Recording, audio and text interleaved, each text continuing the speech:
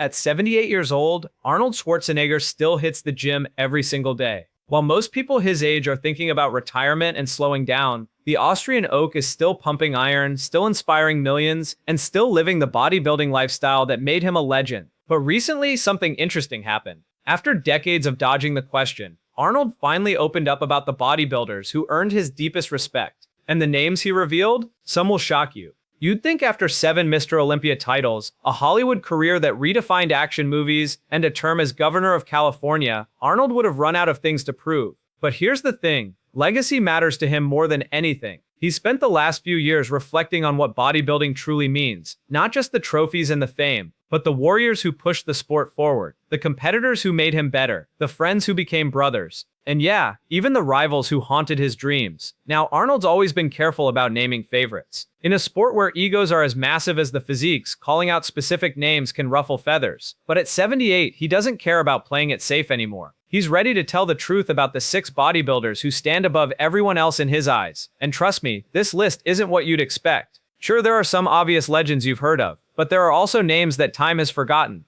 Bodybuilders who never got the recognition they deserved. Athletes whose stories got buried under decades of newer champions and flashier personalities. What makes this even more fascinating is what Arnold said about why he chose these 6. It wasn't just about who won the most titles or who had the biggest arms. It went deeper than that. He talked about heart, sacrifice, and the kind of dedication that goes beyond what any camera can capture. He mentioned training sessions that left him questioning everything he thought he knew, rivalries that pushed him to places he didn't know existed, and friendships that meant more than any trophy ever could.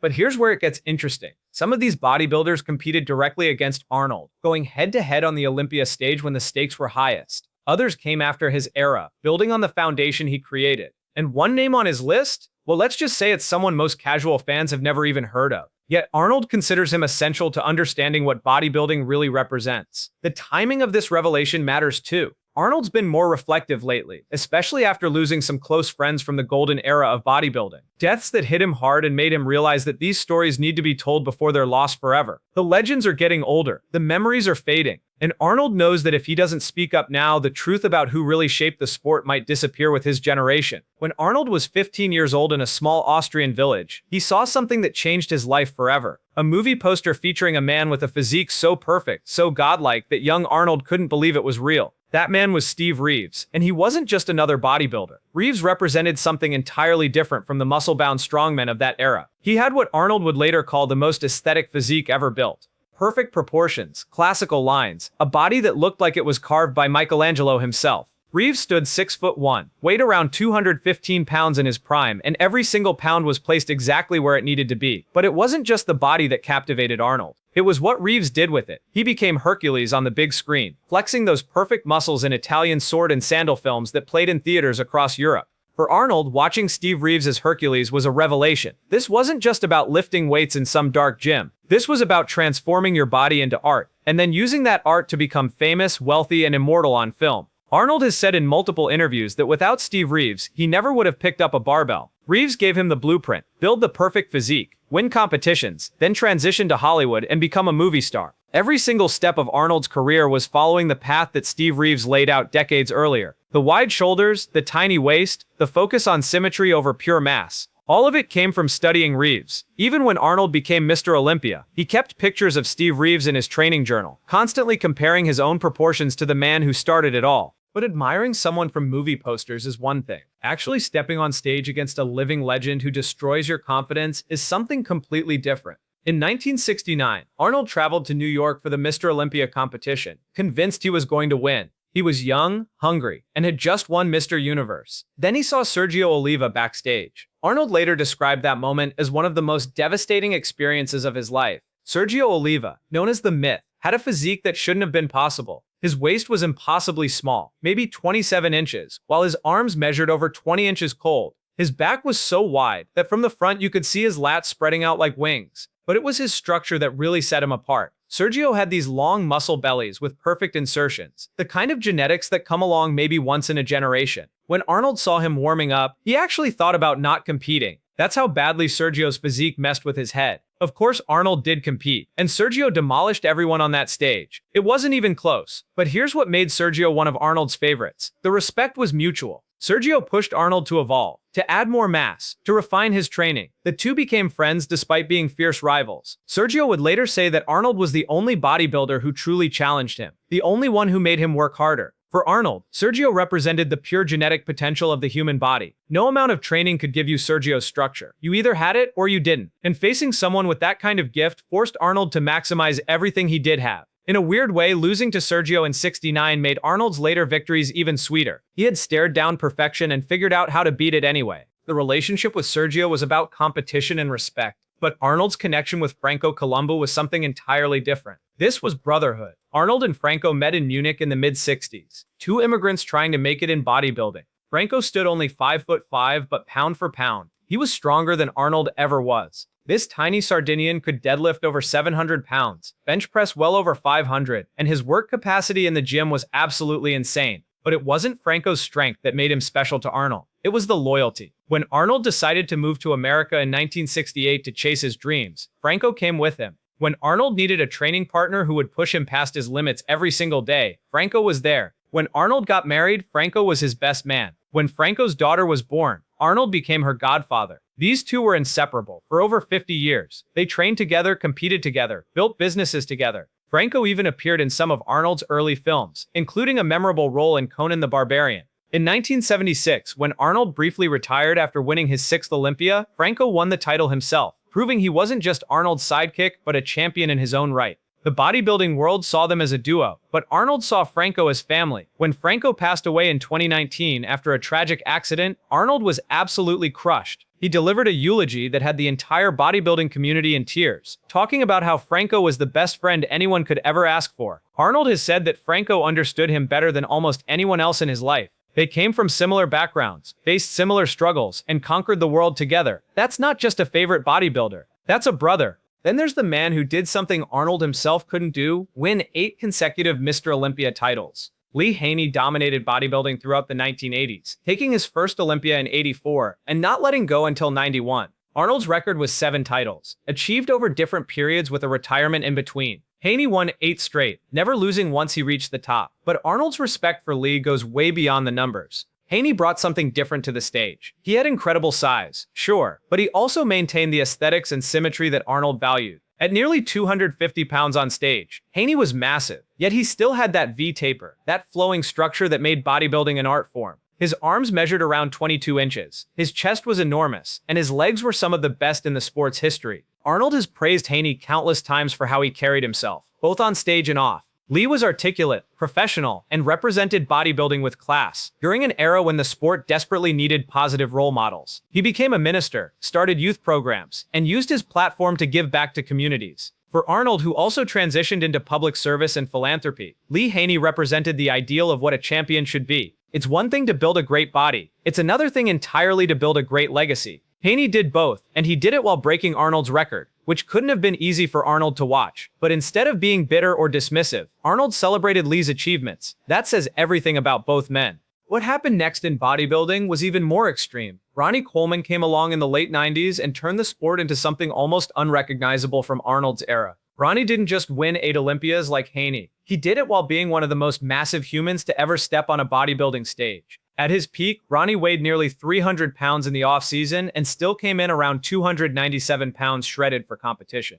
His legs were so developed that they looked like they belonged on someone 7 feet tall. His back was a roadmap of muscle striations. His arms measured over 24 inches. Everything about Ronnie was extreme. But here's what Arnold loved about him. Ronnie never lost the joy. Even while lifting weights that would cripple most people, Ronnie was yelling his famous catchphrases, having fun, treating every workout like a celebration. Yeah, buddy, lightweight baby, ain't nothing but a peanut. These weren't just silly sayings, they represented Ronnie's mentality. For him, bodybuilding wasn't torture or punishment, it was pure passion. Arnold recognized that immediately, because he had the same attitude during his own career. Beyond the personality, Arnold respected how Ronnie pushed the boundaries of human development. The sport evolved, and Ronnie was at the forefront of that evolution. Was it the same aesthetic that Arnold built his career on? No. Ronnie represented mass monsters, the new era of freaky size. But Arnold never dismissed it as wrong or inferior. He acknowledged that bodybuilding had changed, and Ronnie was the king of that change. For 8 years straight, nobody could touch him. That kind of dominance earns respect from everyone, including the man who defined what dominance meant in an earlier generation.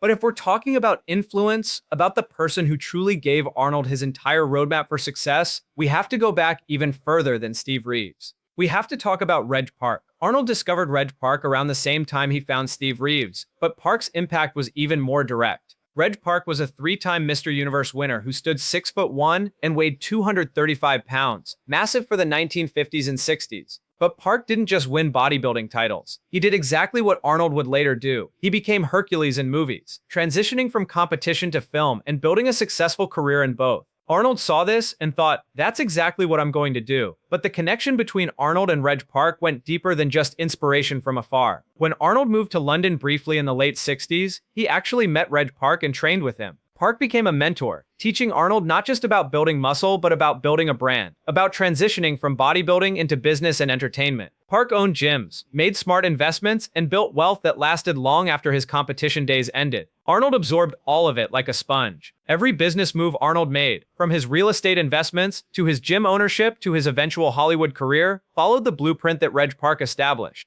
Park showed Arnold that bodybuilding wasn't the destination. It was the vehicle to get somewhere bigger. When Reg Park passed away in 2007, Arnold wrote a tribute calling him one of the most important figures in his entire life. Park had given Arnold permission to dream bigger than just winning trophies. He showed Arnold that a bodybuilder could become a mogul, a movie star, a cultural icon. And Arnold took that lesson and ran with it further than anyone could have imagined. The next bodybuilder on Arnold's list never won Mr. Olympia. He never got the recognition he deserved when he was competing. But Arnold called him one of the greatest bodybuilders he's ever seen. And Ronnie Coleman himself admitted that this man was the toughest competitor he ever faced. His name is Flex Wheeler. And if you know anything about bodybuilding in the 90s, you know his story is both inspiring and heartbreaking. Flex Wheeler dominated the Arnold Classic like nobody else. 4 victories between 1993 and 2000. That's a record that stood for years. But the Sandow Trophy at Mr. Olympia, it eluded him every single time. He came close. Painfully close, but fate had other plans. And Arnold's praise for Flex wasn't just polite respect. He genuinely believed Flex possessed something special that separated him from everyone else on stage. What made Flex stand out was his symmetry. They didn't call him the Sultan of Symmetry for nothing.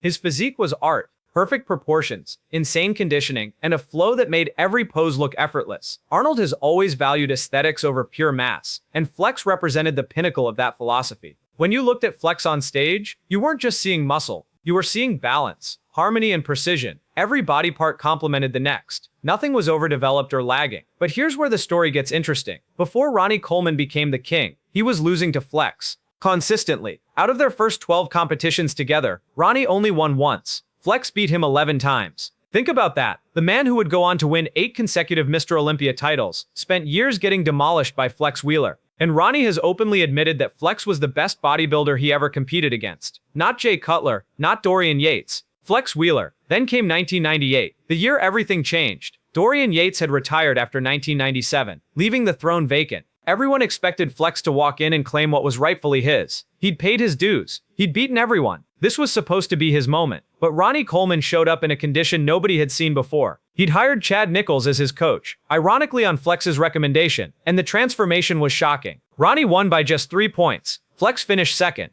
The 1998 defeat crushed Flex, but he came back in 1999 determined to reclaim what he believed was stolen from him. He showed up heavier, more conditioned, better than he'd ever been, and Ronnie still beat him. This time with a perfect score. Flex couldn't understand it. He'd done everything right. His physique was flawless, but the judges favored Ronnie's mass and thickness over Flex's aesthetics and symmetry. The sport was shifting, and Flex's style was becoming less valued. What most people don't know is that Flex was dealing with serious health problems during this entire period. In 1999, doctors diagnosed him with focal segmental glomerulosclerosis, a rare kidney disease that he'd actually had since he was 14. They detected symptoms back then, but never told him to take precautions. By the time he was competing at the highest level, his kidneys were failing. After competitions, Flex would swell up uncontrollably, gaining 30 to 40 pounds of water weight. His hands, feet, and entire body would bloat to the point where he couldn't move. Despite the pain and the swelling, Flex kept competing. He pushed through 2000, 2001, 2002,